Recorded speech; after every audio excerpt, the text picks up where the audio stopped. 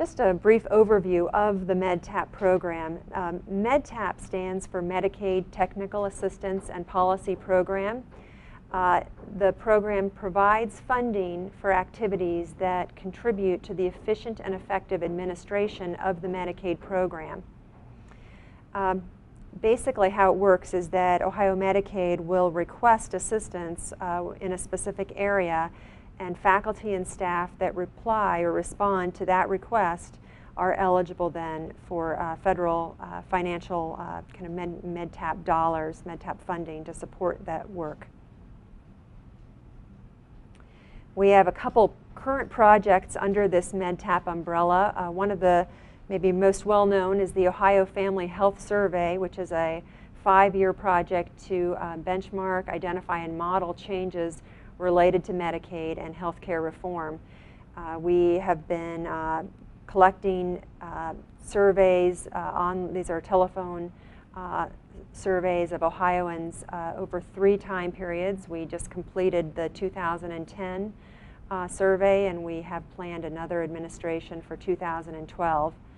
And the project is funded by, as you can see, Job and Family Services, the Department of Insurance, the Departments of Health, Mental Health, the Health Foundation of Greater Cincinnati, Cleveland State University, and Ohio State University.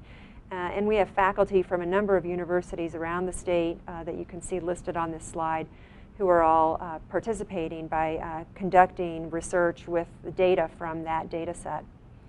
And they are receiving funding through the MedTap program to support that work. Another kind of large area of work currently under this MedTap umbrella is the Beacon initiative. Beacon includes a number of children's health quality improvement initiatives. This initiative is using quality improvement science to transform the delivery of health care to children around the state.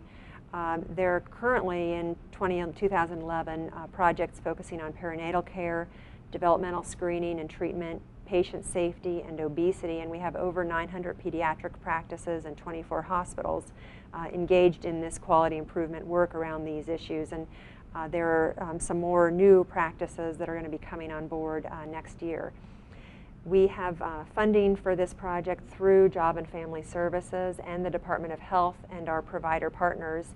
And you can see different universities around the state who are all acting as kind of content experts to help deliver the quality improvement science and content expertise to support this work.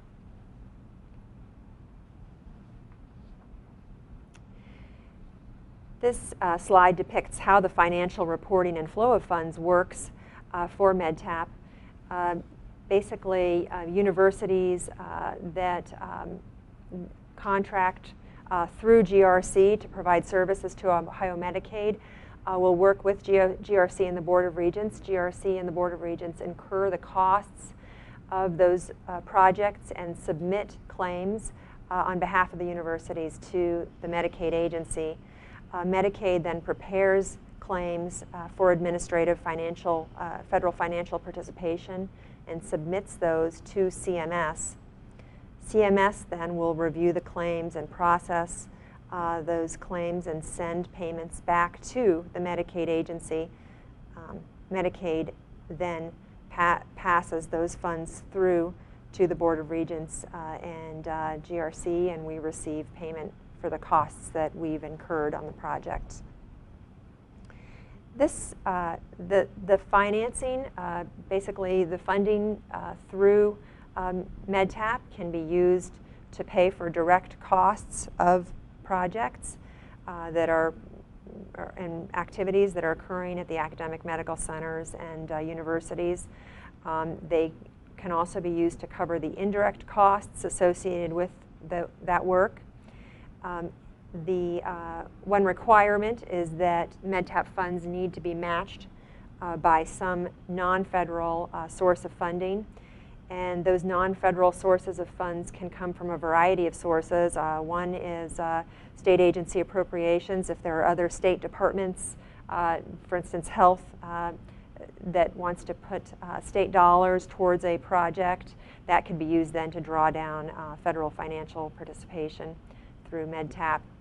There can be university appropriations. There can be, for instance, university funds or in-kind faculty time that can be put forth. There can be non-federal grants and allowable donations, such as private foundation funds that can also be used to make up the non-federal share.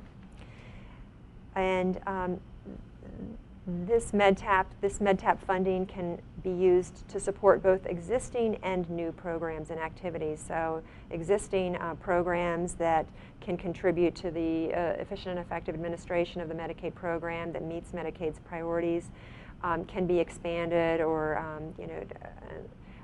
developed further through MedTap funds. This is kind of a very brief financial model explaining how the funding works. On the kind of left-hand column, you can see for a project with direct costs of $1,000, most academic medical centers have an indirect facilities and administration cost rate negotiated with Health and Human Services that's around 50%. Some are a little higher, some are a little lower. And that means that the overall total cost of a project would be, in this example, $1,500. Half of that can come from federal Medicaid, and half of that has to be matched with non-federal sources of funding. However, if you look over in the right-hand column, you can see that there is a small, I